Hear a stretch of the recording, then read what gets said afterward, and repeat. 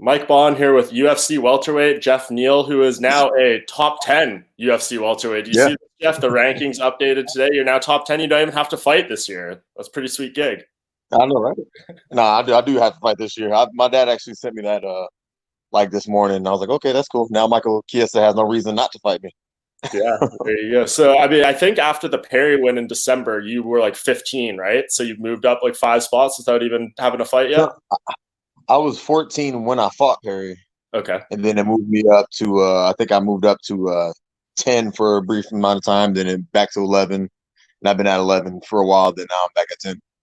Yeah, I think they switched you out with Nate Diaz, who obviously hasn't fought at lightweight and or at welterweight in a while. I mean, lost the last one. So I mean, for you, what's just the latest? I know you're struggling real hard to get a fight right now. I was just still waiting. You know what I mean? Still the same two people that I've been wanting to fight. I still want to fight. Michael Chiesa and Ponzinibbio. I mean, and then Woodley said something that he's looking for a fight too. So I'm down to pull a Woodley fight. Hopefully he'll accept that. Maybe Lawler. Just there's so many welterweights that are just sitting around not wanting to fight, and it's just putting me in a tough position because I'm like, what the fuck am I supposed to do? Yeah, and I know you've been ready for a while here. So, like, have you been close at all to getting things along this line? Because I know your teammates have been in there fighting, from Fortis MMA semi constantly throughout this. So it's not like there's, people coming out of your gym that aren't fighting and stuff like that. You guys are clearly able to get in there. Yeah, I mean, I don't know if I necessarily have been close to getting a fight, because I don't know. My coach handles all that, so I don't know how close I've been to getting a fight, but I know the UFC and he's been trying. You know what I mean? It has nothing to do with them. It has everything to do with these fighters who don't want to fight. Right. Yeah. And I saw you mentioned Ponzinibbio there, right? I saw last night some reports came out that he signed new management and is looking to, get a fight pretty soon. So do you think maybe that could actually happen now, or is that the one you've had to on the most? Yeah, that actually might happen. We'll see. We'll see what route he wants to take. You know what I mean? He hasn't fought in 2 years, and I'm pretty sure he probably wants like a one warm up fight before he actually has to have like a real fucking fight. So we'll see what he wants to do. Yeah, and I thought the Woodley thing was interesting too. That's one of the reasons I wanted to talk to you as well, because he basically said, I've lost two in a row. I'm in no position to Yeah. be calling anyone out or picking and choosing. I just need to be humble and take my fight. And I guess I would understand if you didn't want to fight someone like unranked or something like that. But if you are a top 10 guy now, that seems like it would be a good fit. It's perfect. He's coming off 2 losses. You know what I mean? Him fight me it's right now at this point. It's actually feasible. You know what I mean? He can't say no to something like that. I'm a top 10 welterweight. He's you know what I mean? He's coming off 2 losses. It makes sense. Yeah. Do you feel like you've lost some of your momentum a little bit right now? I mean, obviously going into in and out of the Perry fight so much, and it's been a long break now for you. Yeah, I mean, I don't even know. I wouldn't say I lost momentum. You know what I mean? People still want to see me fight. People still are asking for me, like, "Hey, man, what the fuck's going on?" Like posting all these posts. So I haven't lost a lot of momentum, but you know what I mean. I still want to keep the strain going. I'm getting bored. I need to do something. Put some hands on somebody. For sure. And how about the training? Have you been able to keep a good pace and momentum with that? Like, obviously, stuff is being crazy, and I know in Texas it gets pretty crazy too, even now. So, like, what's the training been like in the recent months? Training. Well, the start of COVID, I really wasn't doing too much. Everything shut down, and I tried the whole home workout thing, but I actually did take time to like just chill and relax. I had some injuries, some little nagging injuries, nothing like serious, but just stuff that I needed to like let heal. You know what I mean? So I took like a month and a half off and really healed up mentally, physically, and then we started back up with the same schedule. Like what? About like 3 weeks ago. So now everything's going good now.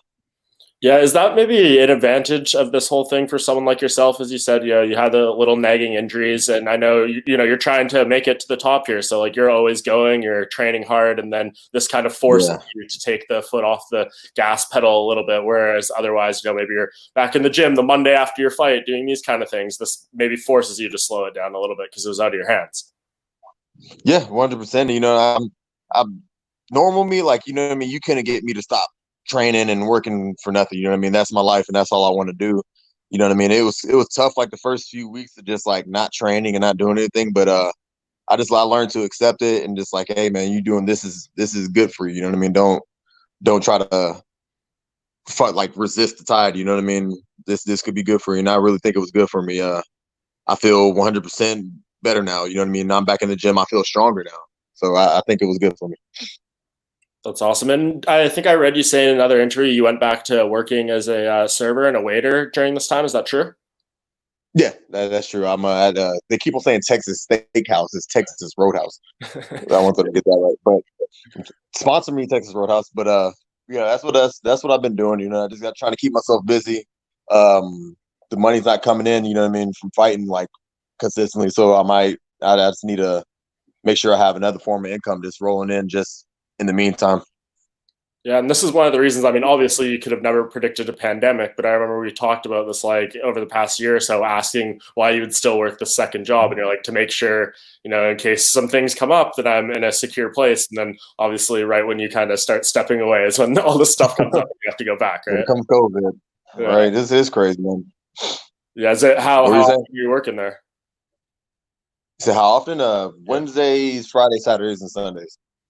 Yeah, is it what's it like just, you know, being kind of on that side of it? Obviously, I mean, I'm in Canada, like we just started opening things up right like the past week in Toronto, where you can like go on a patio with like a group of 4 people, but it's still very limited up here. I don't know how it is now, but I know when I first started working, everything, like when I started working again, everything pretty much opened. You know what I mean? And then COVID happened, and then I went back, and then like it full capacity. People weren't really required to wear masks. We were required to wear masks as servers and bartenders, but I don't know how it is now because Texas actually shut back down. The bars are closed, and I think all the restaurants are back open to like 50% capacity. Crazy. So we'll see about that. Yeah. Yeah. So I mean, I guess like Fight Island stuff is booked up July. Their schedule is pretty much completely full. So is the hope for one of these cards in August? It seems like they'll be back in the Apex like pretty much every weekend during August. Yeah, that's what I'm looking for. I'd rather do the August thing. I like the idea of Fight Island. I just don't like, you know what I mean? Like, you know what I mean? Getting there, like, I think you gotta get there 2 weeks early or some shit like that, and then you got to quarantine for 2 weeks after the fight. It's just a lot of BS. But I mean, it's a pretty place, but I'm not down for that. Yeah, man, it's a long trip, and it's going to be a lot of stress. But we obviously do have a title fight in your division going on over there between Usman and Burns. Yeah. How do you think that one goes? Oh, how do I think that one goes? I honestly, Usman. I think Usman takes it. You know what I mean? I feel like he's going to utilize his wrestling, and honestly, that's a tough fight, man. Because I can't really put anything against Burns. Every time I think Burns is going to lose, he ends up knocking the motherfucker out. So we'll see. Yeah, it's going to be a crazy fight. I can't wait for that. Are you? We need to get you on the same card as Urias fighting Yoel. I feel like this is like the perfect, you know, kismet thing to have you guys competing at the same event. That would be good, man. I would love to compete with Uriah, man. I really look up to him as a fighter. You know what I mean? He's like one of the first fighters I actually like. You know what I mean? When I seen him spinning back kick that dude on the Ultimate Fighter, so I would love to fight with him instead of fighting each other at the gym all the time. Yeah, have you like talked to him much recently? I mean, I can't imagine how bummed he was after he lost that fight at 249, basically day of. Yeah, he was pretty bummed about it, but you know what I mean. He still got paid, and the fight that he has now is better than the other one, so it all worked out for him. Yeah, true story. So I guess if you could have your one choice, like out of all the names you kind of mentioned there, Lawler, Woodley, Ponzinibbio, etc., Chiesa, who do you think is the most likely, and who do you want to fight the most? Who the most likely? I would say I don't know who the most likely is. I don't know. I really just want to fight Chiesa because he's been ignoring me. Like now I'm kind of like at first it was just I wanted to fight him just to fight him. Now I want to fight him because I feel like he's being a bitch. So I want that Chiesa fight just off of personal shit because he's acting like I'm invisible to him. I've been calling him out for fucking months, you know. So I want that fight. Fuck him. Yeah, I think that would be a good style matchup for you to kind of prove some things, right? We know you're an amazing striker, but this is a guy that's going to try to take you down and try to submit you. And I think, you know, you can answer some questions there, right, by beating someone like him. 100%. And then after I get that fight, take him out. You know what I mean? Maybe Woodley after that. We'll see, or Wonder Boy. But that's where I'm looking for right now. Yeah, was it nice to see Mike Perry rebound and get that win the other weekend after you beat him in your last one? It was intriguing, you know what I mean? Especially seeing his girlfriend in the corner with him. That it was I thought it was kind of fucking funny, and everybody was sleeping on him, talking about Gall's going to beat him on the ground, but everybody forgets that he beat what's that dude's name, Al Quinta, in a grappling tournament. So he proved everybody wrong with that. Yeah, true. That's a very good point. I mean, that's just such a contrast. Could you ever imagine going in a scenario like that? Like, obviously, you come from an amazing team, Safe is one of the top coaches in the game, and to like go on such a switch to just bring in one person, your girlfriend or significant other. Could you imagine being in that scenario, and could you maybe see the upside of it? I mean, I could not imagine being that scenario, but like, you know what I mean? I don't know, that motherfucker's crazy. I'll do some shit like that if I had to. You know what I mean? If I had to I had one corner and the only corner available is my girlfriend, I'll do some shit like that. But at the end of the day, it's a fight. You know what I mean? You don't need, like, he made a point, you don't need anybody in your corner, but like my coach Safe, like, he's such a valuable corner to have because he's not just saying random shit. Everything he says is like good sound advice, and he says shit at the right time, at the right moment. So it just all depends on who you are. Yeah, fair play. So I guess just to close out on Chiesa, would you say it's like personal with him, or do you just feel kind of a little disrespected? I feel disrespected, you know what I mean, which makes it kind of personal because I know he sees my post, and then he made some comment that he doesn't want to fight me because I said something about him not wanting any smoke, which is kind of a weak ass excuse not to fight me. And he took like you know what I mean. I'm number 10 now. I was number 11 before. He was number like 7. Like, we're not that far off in the rankings. It's not like I'm some unranked dude trying to call you out. The fight between him makes perfect sense. He wants to chase out the Kobe Covington. You only have 3 fights in the welterweight division, and you fought 2 dudes that are fucking 55ers. You know what I mean? You can't really say that you're above me. You know, he has this like this air of entitlement, and I hate that shit.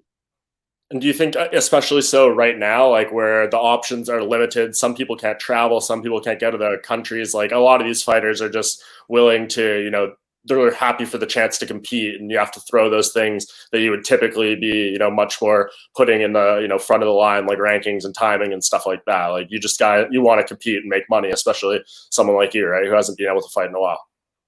Yeah, and it's getting to that point because, you know what I mean, of course I want to move up in the rankings, but it's getting to that point where I'm just going to, you know what I mean, take whatever opportunity that's going to come my way.